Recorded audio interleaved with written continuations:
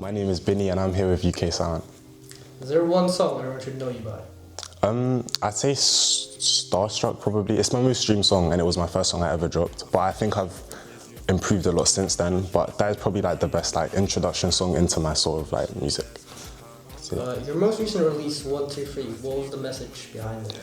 Honestly, with that song, like there wasn't really meant to be a message, but I was experimenting because I was going out of my comfort zone, because usually for my other music, you can probably tell it's like jerk beats, but this one was more of like an experimental, like I linked up with like a US producer for it. So yeah, it was just more like outside of my comfort zone, just experiment and see like if people who fuck with my music, just see how they like what they think of it compared to my other sort of. And in general, when making music, what's the creative process behind it? The process.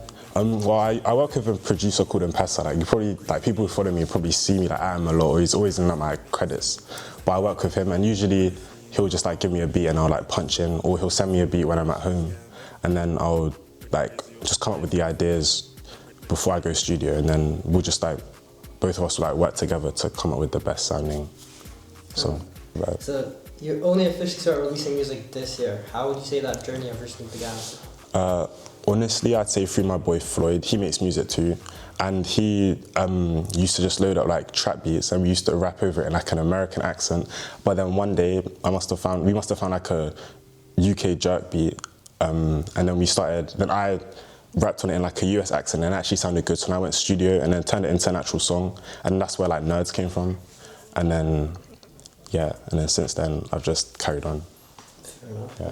Should the people be expecting any collabs soon?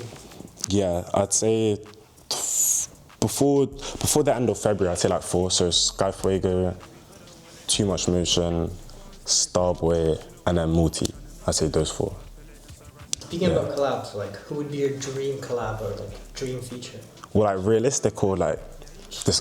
I mean, my dream would obviously be like, my favorite artist is Future, so probably Future and then Drake. But if I'm in terms of just like what I actually feel like could be achieved soon, I'd actually say YT, because like I just feel like mine and his sounds would just like merge and blend really well. And have you performed before? No, I've never performed before, but I had my first show on the 24th of Jan in Brixton Jam. So like, Should the people be expecting any songs? What songs there? Well, yeah, my top, well, like Starstruck, Nerds. Any unreleased? I went unreleased. Yeah, I think so. Yeah, one unreleased, and then yeah, just the songs on my top 10, and then a song from my EP. And, yeah. Where do you see yourself in your musical career in the next 3 to 5 years? A lot different to what it's like now. I'd say, hopefully, I'd want to cut my first tour.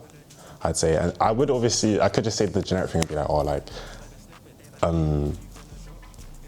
mainstream or whatever like that. But I know like to get to that level, it takes time. So honestly, I don't know. I don't really set myself like goals, but I do.